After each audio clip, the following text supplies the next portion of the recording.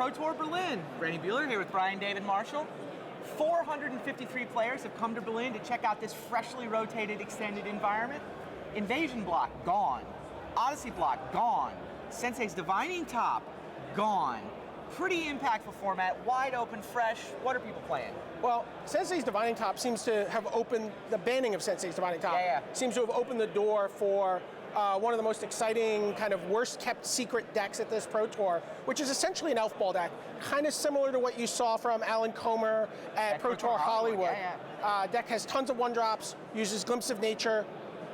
If you brought Glimpse of Nature to this Pro Tour and you weren't playing it, there was like a scratch-off lottery ticket last night. People were dying for Glimpse of Natures, dying for Wirewood Symbiotes, different cards. $75. Who knows? Well, I don't think they hit a price higher than $6, but that's only because they sold out and nobody had them. Everyone said to me, you know, when we were talking, they're like, oh yeah, we're playing this elf deck.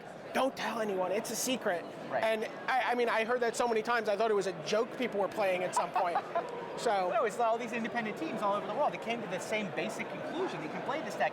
It's crazy with sort of Wirewood, it's Birchlow Ranger, the Heritage Druid, the mana engine that you've got. Nettle Sentinel, which is a card that's sort of new to extended. In the sense that it was released a couple sets ago, hasn't had an opportunity to be played. I think you're right about that Sensei's Divining Top point, because you could basically play this deck last year. You could sure, have. Almost. Alan Comer played it in Standard using Distant Melody as the card draw engine instead of Glimpse of Nature. And I think people sort of saw that, and then the top went away, and it was like, you know, the fun deck that you shuffle up at the beginning of testing, and normally those things, a lot of teams maybe did throw them away, but everybody else just kind of fine-tuned this thing. Yeah, there are a lot of Birchlow Rangers and Heritage Druids out a year ago, your opponent says, turn 1 top, turn 2 counterbalance, you try to go off, they flip their top and null your whole turn. No, it's true. You know, the other 1-drop that I've seen a bunch of out there, so the Elf Ball deck, clearly the storyline right now. Everybody's talking about that. Sure. It's interesting though, wandering around, seeing what everybody else is playing. There's a lot of Wild Nacatls. Oh, absolutely. Zoo might be the next best deck. Zoo. What does Wild Nacatl do for that? I think Zoo is the most played deck. Okay. I mean, one of the interesting things is like there's so many great 1-drops right now in Zoo that you've seen. I mean, I haven't seen a Mog Fanatic. I have. I've seen Figure of Destiny. I've seen Kurt Ape. I've seen Wild Nacatl, a 3/3 on turn 1, very, very easily. It's a 3/3 on turn 2/2 on turn 2. Turn 3, you always have your forest, your plains, and your mountain accounted for.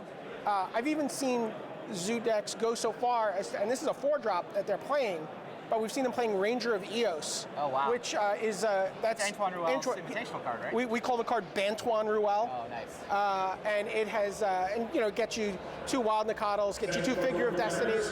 It's a finisher of sorts in that deck. Yeah, a lot of Figures of Destiny, both at the LCQ last night in Standard, and then here again in Extended. That's a card that's getting a lot of Absolutely.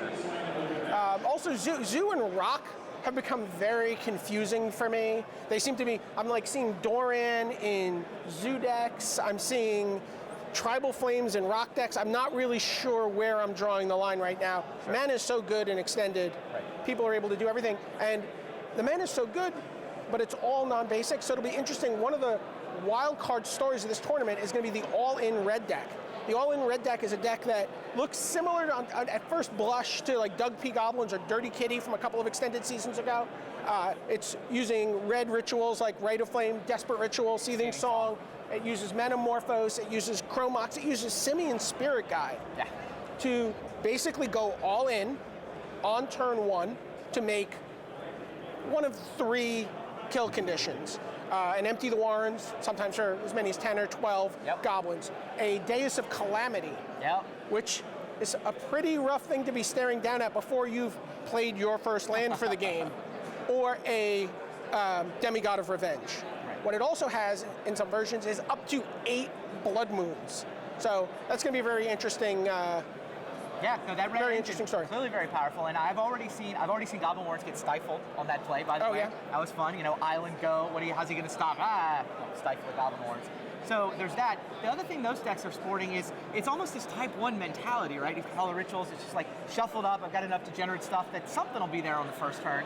But Trinisphere I saw come out of that deck. Wow. And Chalice of the Void I've seen come out of that deck. Chalice of the Void is a card that there wasn't a clear deck for it, but that's such a powerful card in this format. Against the Elf Ball deck, right? So Everybody's fast. got a million 1-drops. Against Zoo, yeah. No, I think it's the red decks that you'll see, and the red decks, you can take that red engine actually in a couple of different directions, because I've seen you can take it for the all-in on, turn 1, Deus, Goblin Horns, whatever, Blood Moon. You can also take it over into the Storm direction.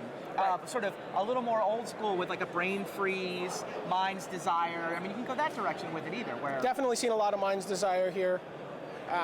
It's a little bit slower. I've seen a lot. It's blue now. I've seen Fairies. I've seen Rock.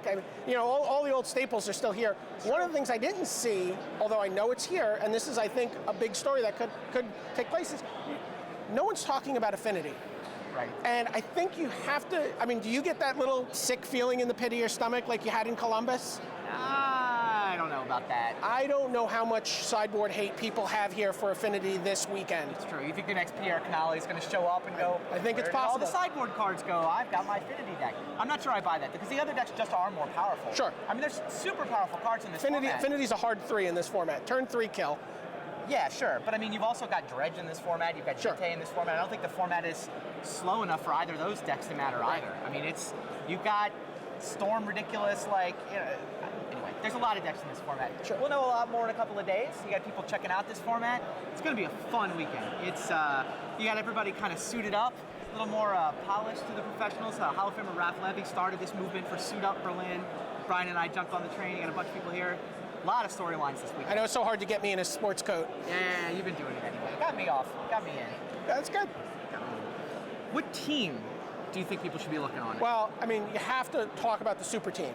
So that's Guillaume Wafatapa, Patrick Chapin, Olivier Roual, Antoine Roual, Luis Scott Vargas, and believe me, this is in no particular order, because how could you put this kind of group in order? In fact, I'm forgetting people. Nassif and Herberholz are a separate team. What? Working with Gerard Fabiano and Yelger, maybe Johan Sadegpour, working on a separate group. Chapin left Nassif and Heezy behind and joined up with the French? Is that what you're telling me? It looks that way. How do you? Okay. Interesting. I'm sure there's some politics and some stories. And very interesting. Even within that super team, there's apparently some breaking from the pack. 6 players of 8 on the super team are playing the same deck. Okay. Guillaume Wafatapa, Patrick Chapin may have veered off in their own direction. Interesting. We'll have to see how that plays out. Yeah. Like I said, going to be a fun weekend. Got a bunch of interesting teams. It's going to be fun watching what they figured out. Did everybody come up with the Elf Ball deck or what?